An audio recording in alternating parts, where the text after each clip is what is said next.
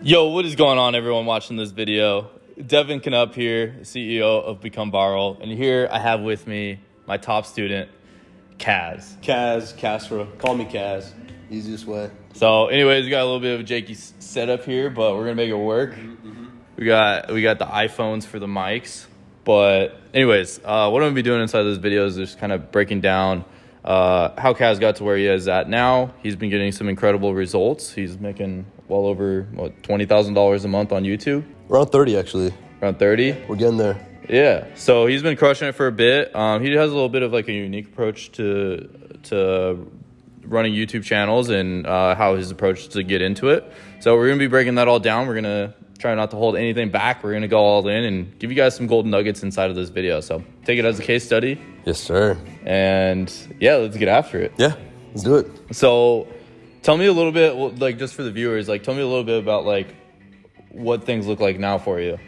What things look like now, so I got to a point where I would run all the channels myself. It was going well. You know, I managed everything, the script writing, the voice acting, the video editing in terms of hiring people. Actually, when I first started, I was doing all that myself, but it took way too long, so I had to hire people. And when I hired people, my job became 10 times easier. I did have to spend a little bit more money, but I got to a point where it worked out well. The videos paid off, and then I'm actually at a point where someone's managing one of my bigger channels, which gives me time to focus on other channels. So I definitely spread my wings a lot. And, you know, with more people, you know, with more money you earn, the more money you have to hire more and more people to take care of more of the tasks for you that normally you wouldn't be able to. So my time is definitely freed up a lot. So yeah, things are going good right now. Yeah, smooth. and we kind of became friends through like this whole YouTube thing. I know, it's funny. It's funny, the way I met Devin was, I was doing decent on YouTube, not like I am right now, but then I joined Devin's Discord group, a great group. And then I remember I posted my results one day and you kind of like, I guess I stuck out. And then we went forward and you kind of like, hey, you want to like, I don't know, we just chatted up and then started working together kind of. Yeah, I remember you joined, which we don't have the Discord group anymore. We have like other communities that we do now, but yeah, I remember it was kind of like a little like science experiment that I had, but I had some like cool people that hopped inside of there. And yeah, and then once he was like kind of crushing it, then we started, I don't know, we like talked for like what, a year? Yeah. Or so. And then I actually this past summer that passed, I flew out to Arizona, met Devin. It was cool. It was a cool experience. I came twice, right? Over the summer. You came twice? Yeah. I came to Arizona twice, and then yeah, we're here now, Irvine, California. Yeah. I actually just moved to Orange County. Yeah. So you're going to UCI, right? Yeah, I'm going to UCI, but I don't know why. I don't know why I'm doing it. My major doesn't make sense. I know. I keep telling them to drop out. So you know, I want to do it, but you know, as you could tell, I come from a traditional background, and my mom's not with it. My dad's okay with it, but I'm doing it for my mom. But I'll probably end up dropping out. I don't know. I'm going to tell her, but we'll do it somehow. Yeah. Maybe I'll fake my graduation. I don't know.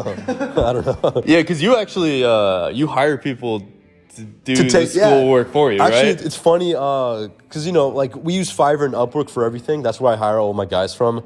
And actually, I hired someone to take some of my econ classes for me on Fiverr, and he actually failed the entire class for me. I paid him a good amount too, and he failed the class, but the guy was overseas. I don't know what I was thinking, but at the end of the day, it doesn't matter to me what I get in the class. I just wanted the degree. But I don't even think I'm going to get that anymore. Yeah, my opinion on that is like, if you're outsourcing it, it's like you're not even learning anything. Why do you even seriously go to school? The thing is, my mom's not even opposed to that. She's fine with me doing that. I'm 22, by the way, Devin's age. It's funny, like everything lined up. Like we're the same age, doing the same thing, same mindset. Things are going good. So I guess to give some value to people, like some context, I guess, like you getting into all this, kind of, can you like, I guess this is a two-part question, like, how long have you been doing YouTube, and what got you into YouTube in the first place? So so I did YouTube back in the day, but it was more of a personal brand. So I actually bought and sold shoes and bots and whatnot, and I would teach people how to buy and sell shoes and how to use bots and whatnot to cop Supreme, cop, you know, Nike, things like that. So I understood YouTube. It clicked to me how like you upload a video now and it can earn residual income for months, years to come. And that's what kind of like, it clicked to me then, but I still didn't dive too deep into it. And then I remember just like over time, I did Amazon FBA, I did drop shipping. Amazon FBA worked pretty well for me, but there were a lot of errors with it. Like I know, like, if you guys are watching this, you're probably like dabbled into Amazon FBA or drop shipping. The only problem with Amazon FBA is a few bad listings will get your product destroyed, and then you'll stop earning money. And the thing is, YouTube is all in your control, how good your scriptwriters do, your voice actors, your video editors. But when it comes to Amazon FBA, if your manufacturer decides to cheap out and use cheaper adhesive on the product or little things like that, it could damage your entire listing without you knowing. Customers get a bad product, they leave a bad review, yada, yada, yada. I'm sorry, what was the original question? I kind of, because I know people think about Amazon FBA and like... Yeah, well, a lot of people get into the YouTube business, like faceless YouTube channels or automated YouTube channels. A lot of them, they're just like, they're trying to quit their job and they're trying to like make some side income, or they're trying to like make this into like a full-time thing because it's like not the most expensive way to get into business. It's fairly affordable. It's weird. It's like the most affordable way to get into investing, and it's also the most, I think, effective, because think about it. You upload a video once, it's there forever. You can look back 5 years later and never post again, and that video could go viral, especially if it's evergreen, if it's actually high quality, things like that will create a viral video. Well, kind of going back on, answering your question, it was a two-part question. The first part was how you got into YouTube. So yeah, it was personality channel. I understood how YouTube worked, and I was hungry for money and whatnot. Amazon FBA was working well, but then, like I said, like manufacturer kind of messed up on one of my products and ruined the listing. So then I found YouTube, and then I was doing good. Things were going good with it, but then what really like expedited like how much or how well my YouTube did was when I like met Devin, because like you taught things about like branding and how to make an actual brand around YouTube rather than posting a lot of like bullshit content. I don't know if I'm kind of like switching it from just like using YouTube. Like I think a lot of people that get into YouTube, they just use it as like a vehicle to make money, and then like when that's good, that's like the point of doing it. But I think too many people are focused on just like, oh, what are like the easiest ways to make money? Exactly. Whereas if you look at the bigger picture of things, you have a good brand, you have like videos that people want to come back to on a regular basis, and you like really build that like that trust with your audience, then you're gonna be able to make way more money than you just doing like clickbaity videos to try to like get as many views. Exactly. And there was a time, so like when I got into YouTube, there were a lot of different gurus I saw out there. I'm not going to name names, but everyone looked like they were doing it good. And, I talked to some of them. I like in the DMs randomly asked questions. But then when I came across you, like I noticed that like when you're trying to make an actual brand, and that's for the longevity of the channel. Like a lot of these channels and all of these other gurus who either run automation channels for the clients or they post their own videos, they're all like kind of like, they're low quality, low budget videos that they perform here and there, but they don't have longevity. They don't build a subscriber base because they either have inaccurate information on the videos or just things. It's just low quality overall. And that's what you taught me about YouTube is like branding is huge. If you actually get accurate information, and just make sure everyone is on par, scriptwriters, voice actors, and video editors are all on the same page, there's no reason why the channel won't be, 5-10 years down the line still doing better and better every day. Yeah, I remember like recently, like the big pivot we had was like, I was like, yo, quit being like a cheap ass. Let's actually like try to invest in the content a bit so we could grow it. And then I don't know how much we increase the production, but like as a viewer, if you're getting started, you don't need to go spend like $500 a video, or I don't know how much you're spending, what, $300 or $400? It's like, I think right now it's like average of 200. 200? 160 to 200. Is it? Yeah. Okay. But, including everything though? Oh, including everything? Including manager, yeah, it's like 300 to 400. Yeah, so that's what I mean by video costs. Yeah, so you have people like quality controlling and everything. It's like when you're starting, you could get away with doing $100, $150 a video, but once you start making money, it's like, I highly recommend just... Yeah, there's no reason why to increase the cost of production, because think about it, like, you're just going to end up making more money. It's a higher quality video that you just leave out in the algorithm to kind of marinate and get more and more views over time. So... Yeah, and then how long have you been doing YouTube now? I don't know, 2 to 3 years, I think. I mean, if you include my personal brand, probably like seven years. Oh, really? Yeah, but I've never been like, it's never been automated. It was always like, kind of dabbled into automation until like, I'd say 2 to 3 years ago. Yeah. When did you start taking it like really serious and like? 2 to 3 years ago. Like once it clicked to me that, you upload a video, it's there forever, it'll collect residual views forever. That's when I really realized, okay, like I became obsessed with YouTube. Like I would wake up in the morning and the night before I would message like 20, 30 scriptwriters to find the best one. And I was excited to wake up and find the best one or find the best 2 or 3 out of those 30. And yeah, I was excited about it because once something clicks to you, if you're a business savvy person, you're an entrepreneur, you just become more and more excited to kind of keep pushing. Yeah. Well, do you remember like the first moment when you're like, oh shit, this is like some actual like serious money that I'm making from this. Oh, first moment. Honestly, no. I couldn't put my finger on it. Cause like there was a time like money's exciting, but I don't know. I think when I looked at the bigger picture and I like understood where it could be and when I could pile up like thousands of videos throughout time, that's kind of like where I was like aiming at. But honestly, the moment where I started making money, honestly, I couldn't put my thumb on it. Do you remember when you made like your first like $100 a day? Yeah, actually, the exact date I couldn't tell you, but I could tell you I was happy. I was very happy. And like the thing is, the more it's gonna take some time to finally see, you know, making like $20 a day, $30 a day, $40 a day. But once it starts happening, that's a lot of momentum, and the algorithm sees that, and then they just keep feeding your video to the browse features, the suggested videos, and then throughout time, the more views you get, that just acts as testimonials for YouTube's algorithm, and they just keep sharing you out. But to answer your question, honestly, I can't remember the like exact moment, you know, but it's exciting. Yeah. I mean, I kind of remember my like when I first got monetized. I think that was like the big thing for me. Oh, I remember that moment. 4,000 hours of watch time. Yeah, and I finally got like approved, and you get like the notification, and you're like, oh shit. You get a little jittery. Or I also remember the day. I don't know if you've had this yet, but where I did like my first 1 million views in a day. I remember that day like really I'm not clear. there yet. I was jumping up and down. Yeah, no, I bet. Dude, that's exciting. Imagine that, because dude, 1 million people is a lot. Yeah, it's a lot of eyes. Imagine like what's a football stadium, like 50,000 people. Yeah. Now multiply that by what? Yeah, it's 40? like a whole country basically, like watching your video. That's weird. And the thing is, you upload it once and it just starts doing it. Yeah, I think the crazy part for me was like seeing how much watch time there was. I think in like one day it was like equivalent of like, I think it was like 4,000 years or something like that, or like maybe not. I think that might be an exaggeration. That's a lot of life. It was like 100 years or 200 years or something like that of like in one single day. That's insane. That's a lot of age you took off of people. But hey, they're choosing to watch it. They're enjoying the content. There's no reason why they should. So and then you have like another business that you do as well. Oh yeah, so a lot of people ask me, you know, how did you fund your YouTube automation business? And so I started off with senior year of high school. Actually, I worked at McDonald's my sophomore year of high school. I worked at Togo's my junior year, and I was sick of kind of, you know, not 9 to 5, but I'm sick of working for a boss and being under someone's rules. And I was like, I need a business, because there's no cap on business in terms of how much you can make. And then I started a mobile detailing business, you know, and it was working really well. It was in my town, and actually, it's actually still running really well today. And that's actually how I funded YouTube. I was pretty ballsy when it came to like. Actually, I was pretty cheap. Actually, I'll be honest. When it came to video production, I was cheap. You changed my mind on that, and that's actually what like kind of changed everything. But yeah. Long story short, my business was detailing, and it's still running today, running good.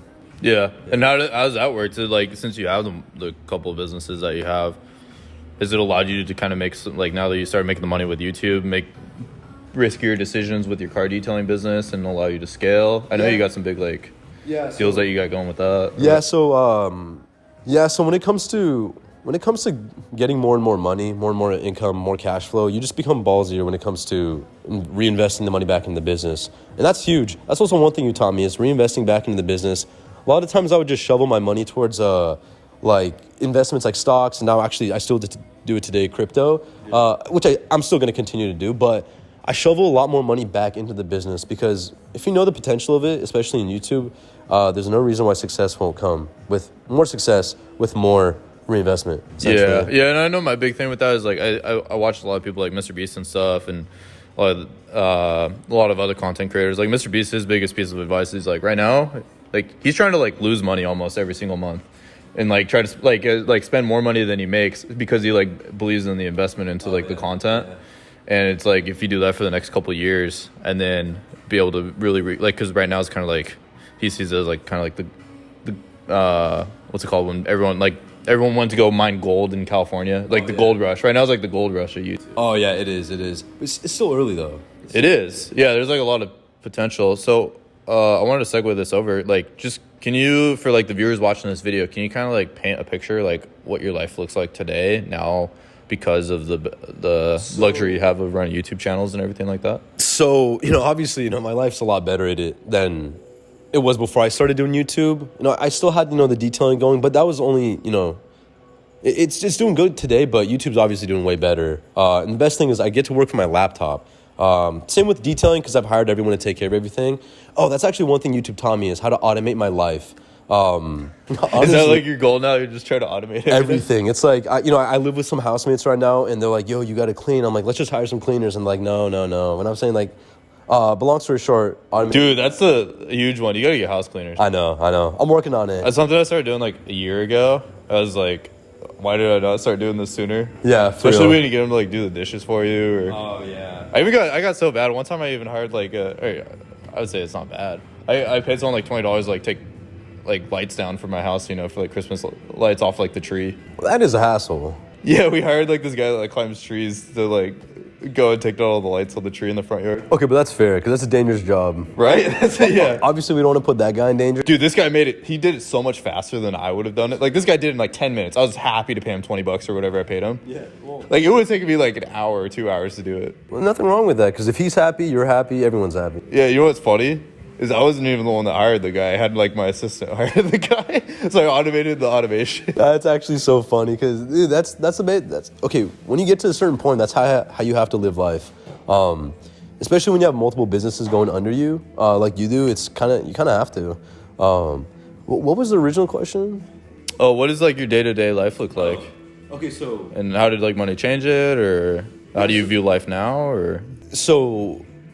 Obviously, like, money changed everything. Now I have financial freedom. Obviously, I'm still shooting for the stars, but we're not there yet. I'm not where I want to be, which is kind of a shitty thing to say. But financial freedom is the goal. I'm there right now, but things are good. I get to do what I want every single day. I mean, I'm at a point where I am considering dropping out, and I have been considering dropping out.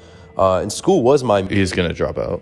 I'll probably drop out. Yeah, I probably will. But school was my, that was my main focus. That was all I had going for me. I knew I had a bright mind to do things outside of it, but until something really sparked and happened, it was hard to do that. But now it happened. YouTube's going strong, and it's only going to be going stronger. And then, yeah, my life's automated. That's all I can really say. Yeah, I wake up, do what I want, and all my housemates who are also going to school, they're dreading going to school. They have to get up. They also work jobs too, and they get paid minimum wage, which I will never understand. Obviously, if you're in a position where you have to work minimum wage to build up enough funds to start doing something like YouTube or any other investment, that totally makes sense, and by all means do it. But if you're doing that, this is about to become like a Gary Vee podcast or something like that, but save your money. Don't buy stupid things until you can truly do it freely. Fast. And then once you have the money coming in, then you can buy a Tesla. Yeah, and Tesla. Drive for you, too. That's actually one thing. I automated my driving, too. So, like, I have a car drive for me. And I'm on my phone messaging scriptwriters. I'm a little jealous of that. I kind of want to get, like, a... You should. You have a sexy car, too. It just doesn't have autopilot. Yeah, it doesn't really drive for me, The thing is, I would take the style of your car over mine. But I would take the function of my car over yours. Yeah. But... Yeah, the car's cool. That's an understatement. But, yeah. Yeah, and then you come from like a pretty like traditional family, right? Mm-hmm. So what is like their opinion on like a lot of this stuff? So they love it. I mean, they're glad for me. They're happy for me. They know that my mind is built for business. But my dad behind my mom's back says like, I don't care. You can drop out, but just do things. But then my mom on the other hand says, she says, I don't care how much money you have. Just get your degree, which doesn't make sense because I came into UCI. I actually go to UCI as a civil engineering major, but that was around the time where YouTube started going really well. But I dropped that major. I did econ, and even that was too much work. And then I dropped it. Now I'm sociology, and I'm thinking to myself like, sociology, you can't really do. You could do something with it, but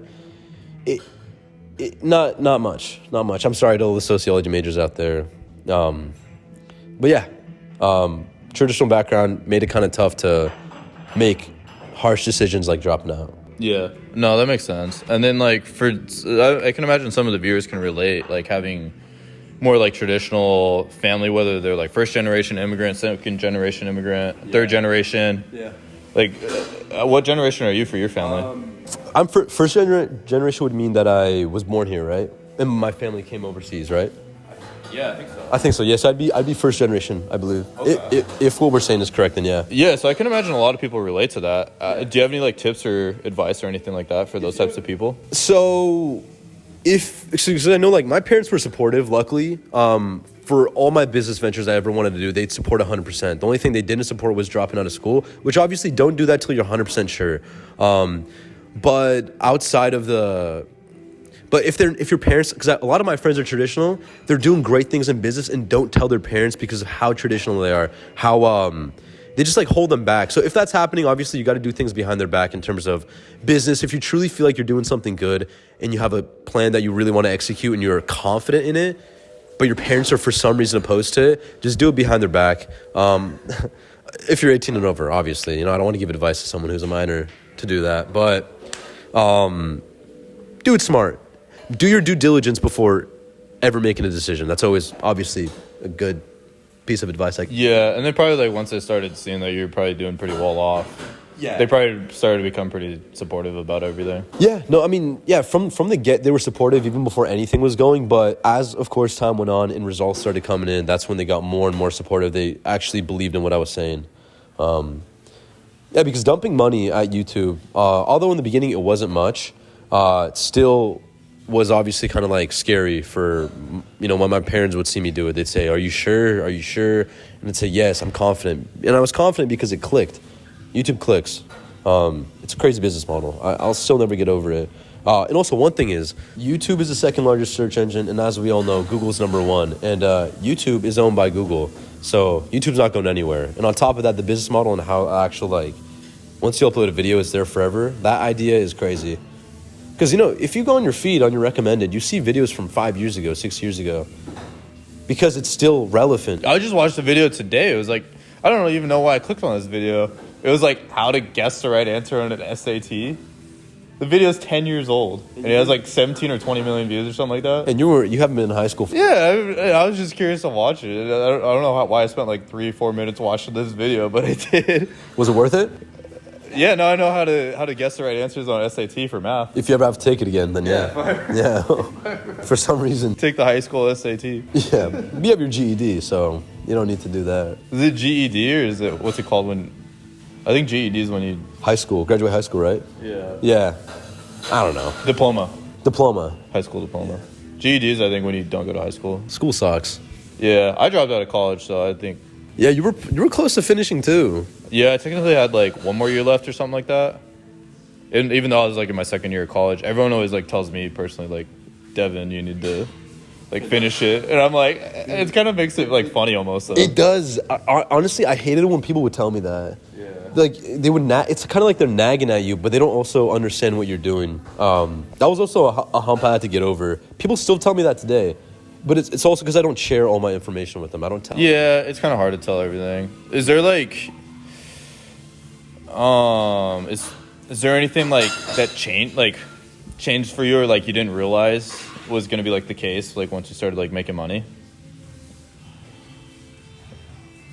If you know what I mean. Like, I don't know. People like asking for money in like weird situations or like you get the ticket, like the tab or something.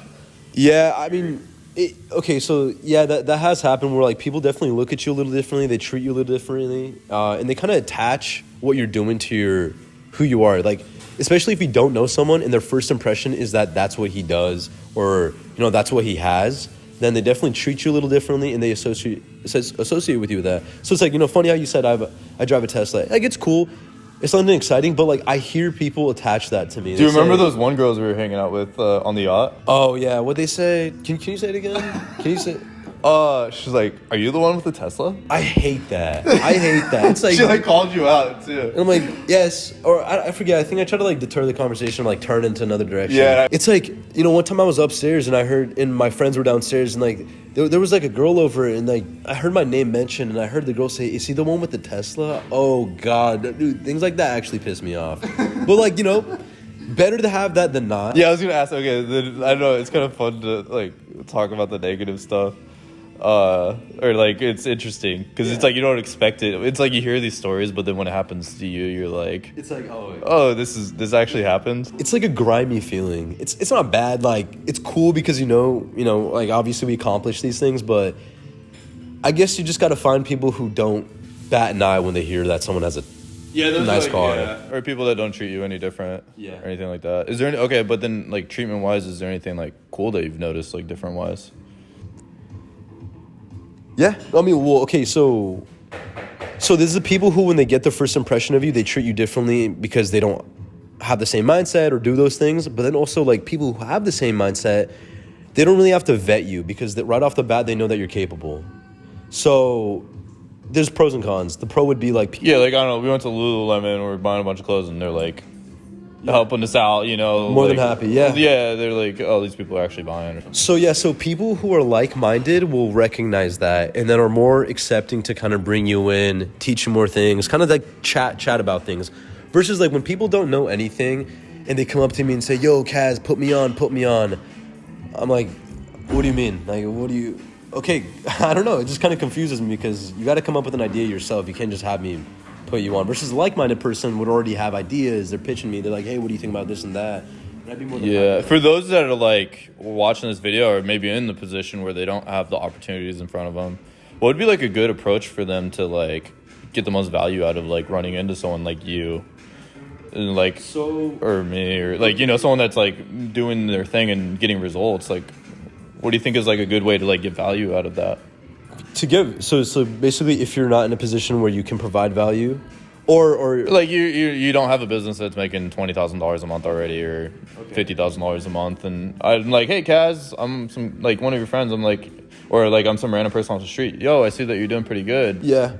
So first thing would be, you know, approach respectfully. Try not to invade.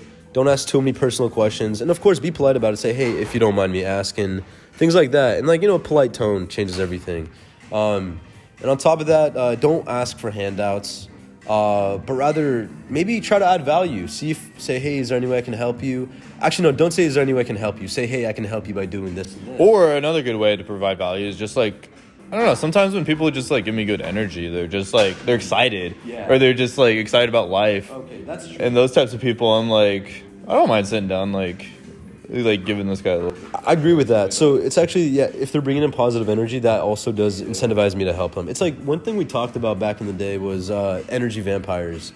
Oh, yeah. So if someone's coming to suck your energy rather than provide anything, Yeah, you feel like they're just hanging around you. Or, yeah. It's kind of grimy. Yeah. What I love is like if I tell somebody something, even if it's minute, like, I don't know, how to, like, there's like, I like shopping at, let's say, like Zara or something, you know, I think there's cool clothes there. And then, like, they go and do it, and they're like, oh, thanks, Devin. Like, that was actually, like, you were right. You They know? take action. Yeah, they, like, take whatever it is that you say, and they actually, like, apply it. Those are my favorite people, you know? And it's like, oh, I want to give them more because I like that feeling of... It's actually funny. A lot of my close friends and a lot of, like, mutual friends and whatnot always approach me, and they say, hey, I want to do YouTube. And I'm like, okay, like, I tell them some basic things, and I said, okay, go try it, see what happens, and then no one takes action, no one even thinks about it, no one hits me up later to even ask about it. It's just kind of in the moment thing. They're excited to get something, make something, but don't actually make it or do it. Yeah. So no one takes action. That's what I've noticed. Yeah. No, I like that. And I don't want to, like, keep pounding questions. So if you got, like, a good conversation piece, then we can go off that. But is there anything, like, let's say, like, I don't know, like, hey, I want to get into YouTube. I'm, like, grinding my ass over here, like, trying to make some money, and I got some, like, extra cash, and I want to get into YouTube. Okay. Maybe I got, like, a couple grand. What would you recommend for them? I got my own thing, but... So generally what I recommend to most people is if you're getting into YouTube, if you have extra cash, try to start with a monetized channel and make your life 10 times easier. And you can find those. Sometimes they're hard to come across, but if you're patient enough, you'll come across a channel for like $300, $400. Don't buy the $200 ones, guys. Those ones are kind of a little sketch. I bought some that were like stolen from people, and I was like, and it got like a YouTube like terminated or whatever. Are you serious? Yeah, that's sketchy. Or they get demonetized in like 2 weeks or a month. That sucks. Alrighty, so after some fun little technical difficulties, I'm not too sure where we left off. We talked for probably 30 minutes after it cut out, so. We're going to try to just get to the point in this half of the video. We're just going to talk about, we're just going to give you guys just a ton of gold nuggets, some stuff that you guys can take action on immediately. Yeah. And yeah. That's about it. That's what we got. I think the first thing would be, like, what's the best way to get into YouTube if you've never done it before?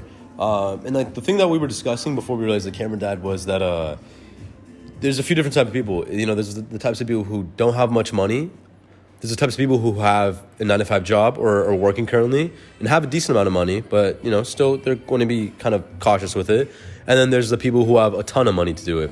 So let's start with the first one. So if you don't have a bunch of money... yeah, so what's your strategy? Like if someone's like, hey, Cass, I don't have any money to get started and I want to get into YouTube, or I have like $500. What do you recommend? So if you have $500, your best bet would probably be to just kind of start a channel from scratch, not monetize. I know it's going to kind of suck, but you got to stick with it. And then create the content yourself, script write, voice act, video edit. It's going to take some time. It's going to be hard, but you're also going to learn exactly like what goes into a script, what needs to go into a script, you know, or you know, the voice acting and the video editing. And then later down the road, once you start earning more money outside of YouTube and on YouTube, then you can start hiring people to take care of the content for you. I think that's the best strategy for almost anybody, but I know not everybody has the luxury of time. Yeah. Is just to like learn the fundamentals of making videos, and especially if you have like 1 or 2 viral videos under your belt that you've produced yourself. Like hiring people is like so much easier because then you know what to like expect, or you know what you're looking for. Yeah, and actually another thing that you can do is if you don't have any funds but you really have a vision that you think is going to work, is you can find scriptwriters, voice actors, and video editors and actually give them equity into the channel. So it's like everyone's in it to win it. That's one thing you could do. And also, like, if you have more than 500, like you have 1,000 or 2,000, then at that point, honestly, I would buy a monetized channel. I think that's one of the most important things. And I think we actually dabbled on this within the first half of the video. This is a monetized channel. Do you have any like for monetized channels? I only start channels now these days with the monetized channel. I don't ever start completely scratch. Monetize is just 1,000 subscribers, 4,000 hours of watch time. Start earning money right away. Yeah, so the first video, like any view you get, you make money off of it. Exactly. And then we were talking about like monetized channels, like the strategy to get them. Oh yeah, so I think we talked about that, right? Yeah. No, it was like right when it cut off. Okay, so there's different ways you can get monetized channels. You can search the internet. You can, search the internet. There's different websites that offer them. But then there's botted channels, and then there are organic channels. And we came to the agreement that channels that are botted, like very well botted, like high quality bots, are better off than channels that aren't botted and are naturally grown, because chances are if you buy a channel that's naturally grown or even a botted, you want to switch the niche. You want to choose a niche. And you want to kind of talk about why it's a good idea to choose a naturally botted channel rather than one that already has a niche on it. Yeah, just, I don't know. Like, I prefer, like, organic people, but if it's in a niche that I'm not in, like, or that I'm switching the niche on it, it doesn't make very much sense. It's like if it has, like, a channel with, like, cars on it, and then you're trying to produce videos about makeup or gardening or something, like, completely opposite. Yeah. It's like that video is going to get served to all these people that, like, aren't already interested in that niche. And so I see it as, like, kind of like a negative indicator for YouTube to not promote the video. Whereas, like, if it's botted subscribers or botted watch time, I think it's almost better because it's like they're never going to watch your videos that you post. So it's like almost like you have a clean slate of a channel and nothing is going to, YouTube's not going to get some indicator saying, like, oh, these are bad videos. If they get shown to people that aren't just interested in that niche that you have. Yeah, agreed. And so that's get a monetized channel. That's the first step. If you don't have the funds, then obviously start with that one. And then so now let's talk about the people who have some money or have a 9-to-5 job. So actually, this is pretty ideal for them. Find a channel that's monetized and start hiring people from the get. You don't have to write your own scripts, do your own voice acting. You don't have to do your own video editing. You already have people taking care of that for you from the get, which will save you so much time to focus on the creatives of the channel, like interesting topics, thumbnail ideas, video ideas, just things like that. Anything you want to add to that before we jump on to the next tier? So as far as like people that are like have some money to work with, I would say that the thing with wait, were you just doing a recap on the people with no money? Kind of like the 9-to-5ers. Oh, okay. So the 9-to-5ers, my strategy with that is just like, honestly, I would try to hire, like, if you have money, I would hire someone that like is already doing what you're trying to do. Yeah. That I would say is the first step. That's something that I do. Any business that I get into or something new that I'm doing, if I'm like very uncertain or I just don't know what to do, then I am all for just like hiring someone to like kind of teach me how to do what they're doing, so that way I can avoid like the failures or the mistakes that they've had. Maybe they have like, because if you get into YouTube and you just go all in, you might just go spend $5,000, $6,000, $10,000 in production to start learning how to like make good videos. Whereas you can try to avoid those, like that money that you spent, and try to like avoid the money that you would have spent on videos that were bad or whatever. And you can just have someone else tell you like, hey, here's some like shortcuts, you know, like this is how not to get screwed over by someone paying like charging overpriced for a scriptwriter, or how to get the most out of someone that's doing the production, or and that's the thing with any business model you have to, it's always a good idea to reach out to someone who's done it already, like a mentor. For example, Devin, you know, you want to actually do YouTube right and want to dodge a bunch of bullets, then you would reach out to a mentor and have them guide you through things, tell you things not to do, tell you things to do, and where you should go based off where you are. Versus, like Devin said, throwing a lot of money away at videos that aren't going to do well, aren't being improved by every video. It's kind of staying stagnant and not changing things. Also, that's actually one of the things we talked about too, is the goal is that, let's say you upload your first video, the goal is to look at that video very analytically. Just look at it and think to yourself, what can I do to make this video better? Is it the script? Is it the voice? Is it the editing? Is it everything? And then next video you come back, the second video, it should be even better. And then based off that video, you make changes again. Same thing with the third, and then the fourth, and then by the fifth video, you should have kind of like a template for your entire team to follow, just to make sure every single video is gonna hit. Because once again, once you upload a video, it's there forever. You can always change the thumbnail and title, you can't change the content of the video. Yeah, it's like I can't remember which. I like to watch like people that make like animations, like Rick and Morty or something like that. I was watching like some behind the scenes stuff, and some of the guys are like, once you make that movie or that show, it's out there forever. You can never make a change to it ever again. So imagine people watching your video like 20 years from now. Like if you think about it, and it's just like, it's always like, you can't just go back in time and change the video. Like you can always try to like remake it or something like that, but it may not perform as well. And the thing is, the longer your video marinates in the algorithm, typically the way I've seen it is the better it tends to perform, especially if it's high quality. Because you know, at the end of the day, your viewers aren't stupid. Your audience isn't stupid, so make sure you feed them good quality videos. And if you do that consistently, they'll keep coming back for more. And the algorithm sees that too, which makes YouTube want to promote your video more and more naturally. Yeah, so I mean, if you have like some money, you got some income, I would say, like I would probably try to like find a mentor. And what would be perfect scenario is if you have the time and the patience for it, is I would learn like all the basics of like the production, like even make a couple videos yourself. And it's okay if they're not like amazing quality or anything, but that way you can understand the fundamentals. So when you hire somebody, you know what to get. Like for example, I have a friend which he met, his name's Luigi. Like he's like a badass at like setups and everything. We were even asking him for advice for this. Yeah, for video. Yeah, like this video. And I asked that guy, like, I'll just call him up and just be like, hey, I'm about to do this. Like, what do you think? And I get to use this guy's, like, years and years of experience where he's, like, he's produced, like, $10 million documentaries and stuff. And I get to find out whether or not I'm getting ripped off. I know a lot of you guys don't have the luxury of connections or friends or people that are doing YouTube or whatever.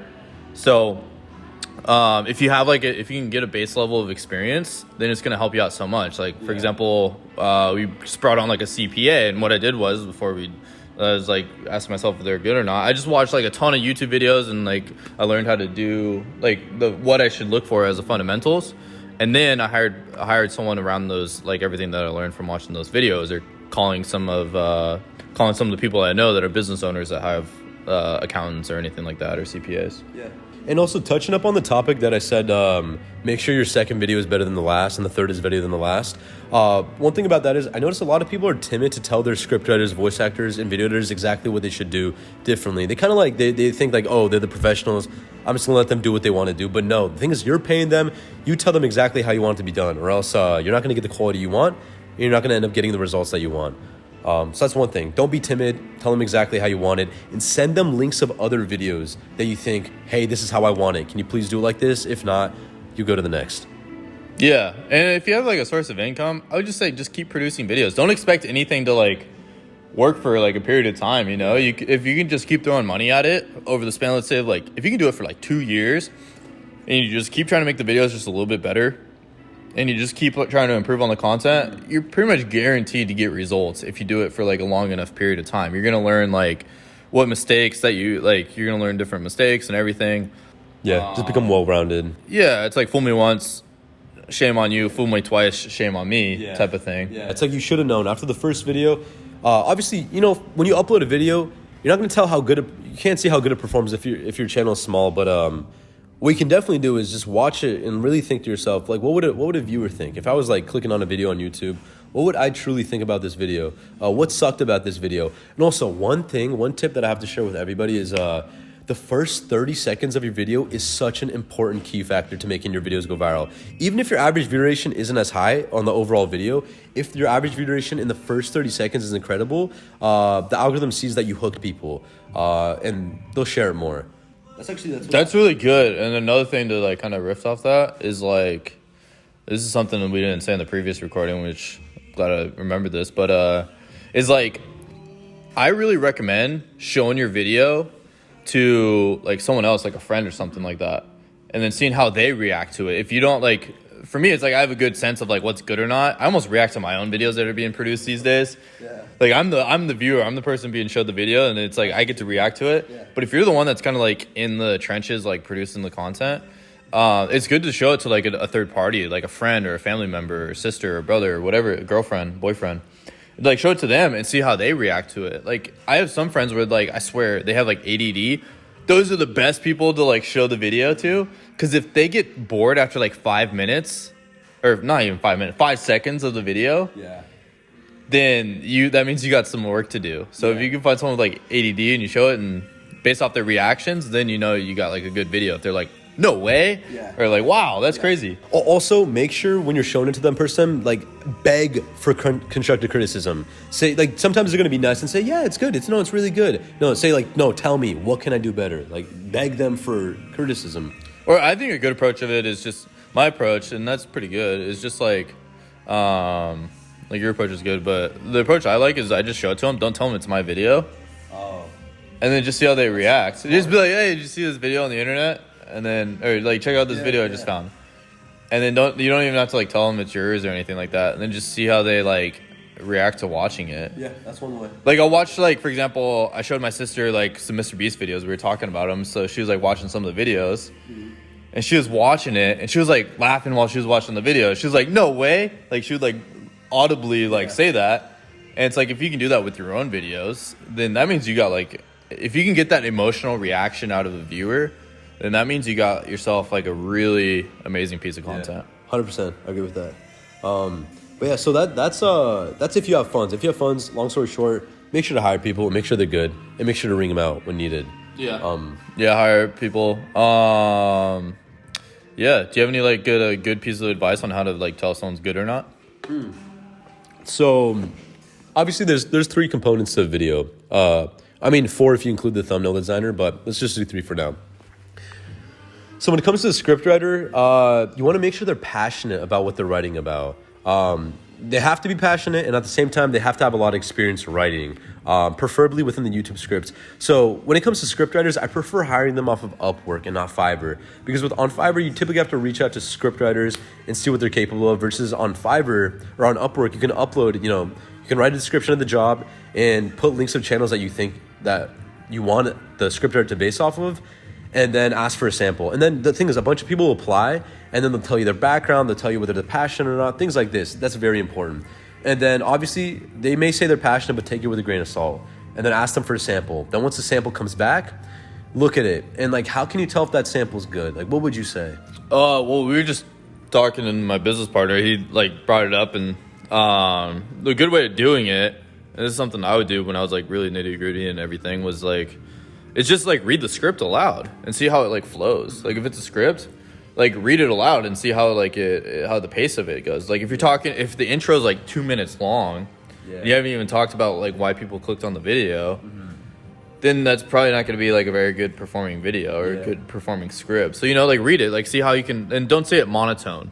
Like if you're just like reading the script and you're just like, hey guys, inside of this video we are going to be talking about the 10 biggest nuke producers in the world. It's like, when you're reading it, just be like, Hey, what's up, you guys? Inside this video, we're going to be talking about the 10 craziest producing nuke countries in the world. Yeah, I agree with that because at the end of the day, it's going to be a voice actor who's a professional who's going to be narrating it. So yeah, I agree. If they're not a professional, then like if they don't read it like I just did, or they like kind of like change the pace of the video, like it should be like it's like an emotional journey that you're bringing the viewer through. If it's just boring and it's flat and it's like you're in a college lecture, then you're gonna have some like issues. And also like it's sometimes hard to tell, but see if the script has character to it. It could just be super basic and look like a high schooler wrote it, or it could look kind of more complex. And also, if you're not the best writer, if you weren't good at English in school, try giving it to someone who was and say, hey, is this engaging? Is this an engaging script? I think that's not a bad idea. And then voice actor. So I say voice actor, Upwork and Fiverr are both good, but I typically go to Fiverr. Oh yeah, that's a good question we're gonna ask. Like how did you hire your team when you got started? When you were producing your channel? So, like, what we kind of just talked about the parameters when it comes to hiring a scriptwriter. That's what I followed. And then for voice actor, I just really listened to them and saw if that they this match the style of my video, the niche that I'm trying to post in. This is just go with the style. Yeah, like you probably shouldn't do a female voice on like talking about like muscle cars. Yeah, exactly. Yeah, if you have kind of mysterious videos, look for someone with an ominous tone, kind of a mysterious tone as well. And keep in mind, a lot of these voice actors can go with different styles and tones too. Yeah. I got two questions. I don't want to forget one of them. But no, what I meant was like, how do you find your team? Oh, how to find my team? So, what websites? So I started off with Fiverr, but later on I realized that for scriptwriters, Upwork, for voice actors, Fiverr, and then when it comes to video editors, either Upwork or Fiverr. They're both good. Yeah, that's how I saw it. Yeah, scriptwriters on Fiverr is a little bit overpriced a lot of times. Overpriced, and honestly, it's better when people apply to you when it comes to writing scripts, you know. But versus voice actors, you can just listen to their voice on Fiverr. You don't really have to do much of vetting other than that. Yeah. The voice actor is pretty straightforward. Like, are they boring? Are they entertaining? Do they match the niche? Also, another thing with voice actors is a lot of people, like, if you give them a 10-minute script, they may start out with the first 2 minutes super high energy, but then you notice if you actually listen to the end of the video, you start losing that energy. And that's something you got to watch out for. I forgot about that. Yeah, you got to watch out for that because then the video just becomes more and more boring and the viewer just subconsciously starts to get bored. So you got to make sure you tell your voice actor and make sure you constantly like are on top of them. Hey, you got to maintain that energy all the way throughout the video. Yeah, and then how did you go about, like, we don't have to disclose like the niches that you're in or anything, because I know you got some like lucrative stuff that you're in or whatever. Yeah. How did you go about picking the niches that you joined up on? So it's weird. The method I did was, honestly, I was posting all types of content, like all niches on one channel, but it was like, it worked for the niche, you know. It was like a top 10 niche, I'm not gonna lie. So I was posting all types of things, and then all of a sudden, one of the niches hit so hard and so well and went viral and got like 1 million views within like a week. And I was like, I just gained 10,000 new subscribers based off this niche, so let me just double down on this niche and just keep posting that. And then next thing you know, we built a subscriber base of returning viewers within that new niche, and then boom, we have a niche, like an actual niche down channel rather than just a general top 10 channel. But I don't recommend always doing that because sometimes you can waste money doing that. How would you do it today? Yeah, I think the broad and the niche down, that is like a good strategy, but I usually just like find something where people are making at least $10,000 a month. If there's people making like $50,000 a month plus, and you see people recently kind of getting like the same type of numbers, then that's usually like I'm like, okay, like I see new people getting into it, they're getting results fairly quick. Yeah. And there's also like a high upside for this. Like I don't try to get into a niche where the top channel is making $10,000 a month. Yeah. Because then it's like, unless I got something new or exciting that I'm adding to this, it's going to be pretty hard to make like a good amount of money. Unless I'm just trying to make like $5,000 a month or $3,000 a month, and that's a good strategy. But but the goal is to just go to the moon. Yeah, so just find like one niche. I don't know, whether it be say like history, cooking, tech, sports, like just something where it's like there's always a fan base for, there's like an audience for it. Yeah. And there's always new things to talk about. Yeah. But also another strategy to anyone who's starting is, if you have a small channel, it's generally a good idea to just start posting trending topics only. And then once you get a good base of subscribers and a lot of momentum, then you can start implementing evergreen topics. Because you can ride the wave of a trend up, And then once you get a good amount of traction, then you can start, once again, injecting evergreen. You want to hear this cool concept that they came up with? Yeah. For like what I call the niches that we do?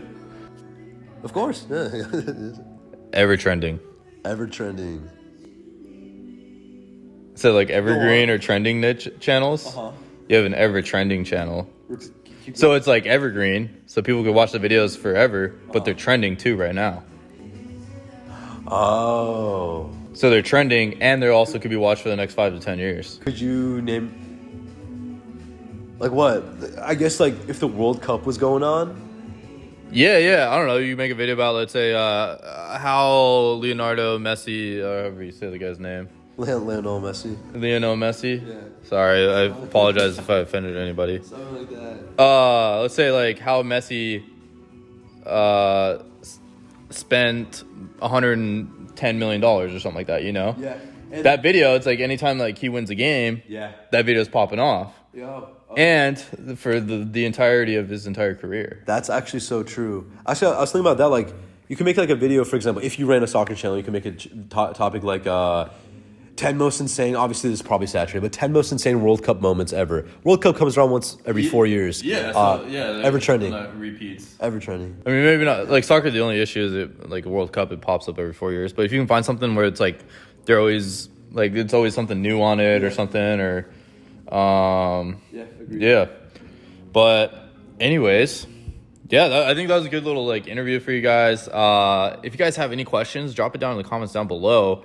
But one last thing we can talk about for like quick 2 minutes is people who have a ton of money to do YouTube. oh yeah, if you have a ton of money and you want to get into it, I would what would you do as a strategy that you would recommend for people? If I had a good amount of money, honestly, and I didn't have time, then I would definitely find someone who's actually legit to run an automation channel for them. Either run it for them, start it for them, or manage it, just everything, do the whole show.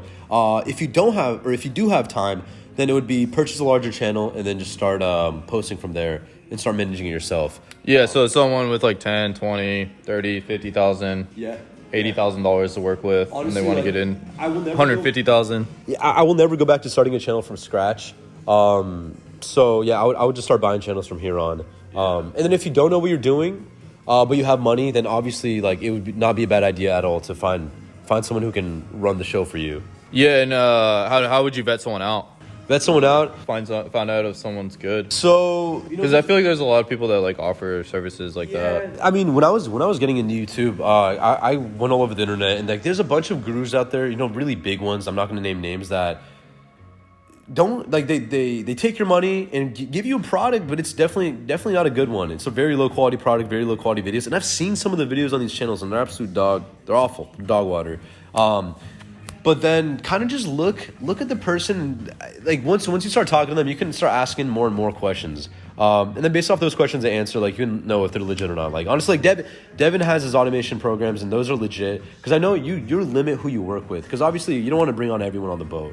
Yeah, I think a good strategy I would have is just like maybe if they could like share you some of their channels, and I don't know, maybe even like show proof that they own those channels, because anyone could just say like, hey, I run Brightside or something like that, Yeah, exactly. So yeah, do your due diligence. Ask them for legitimacy and proof, and then that should be enough. But always be wary. Don't ever jump the gun too quick. Yeah. That's what I'd say. But yeah, like if you want to get into YouTube, I would say I think it's Confucius said, the best time to plant a tree was 20 years ago. The second best time to plant a tree is today. Yep. So like YouTube, like the best time to start it was 10 years ago, like in the golden era of YouTube, when it was like just getting started, and they didn't even know that you could make money on YouTube at the time, honestly, or ad revenue just started. Yeah.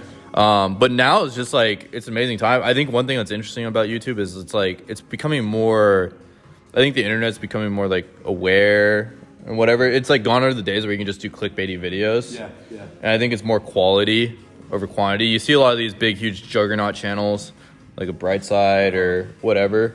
And they're just mass uploading videos. They're actually on the decline now. Like the ones that were like content farming, The quality drop. Well, the quality, they're like increasing it, but they're just like putting out just a bunch of just like videos to put out videos, and they're not really like have a specific purpose or. Yeah, your audience isn't stupid. The viewers aren't stupid. So provide them with good quality, and they'll keep coming. Like if you make a video and you're like, or you have your team make a video and you're like addicted to watching it.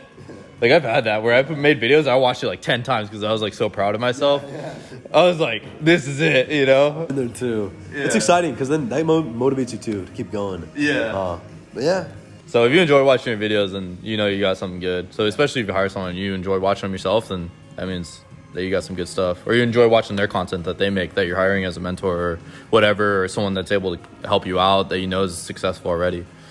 But yeah, hey, I appreciate you for coming on here, Kaz. Is there any platforms that you have that you'd like for people to go check out? Yeah, so I have 2 Instagrams. One's my personal. It's KasraErf. That's my name and part of my last name. And then I also have my educational Instagram page, which is Algorithm CEO.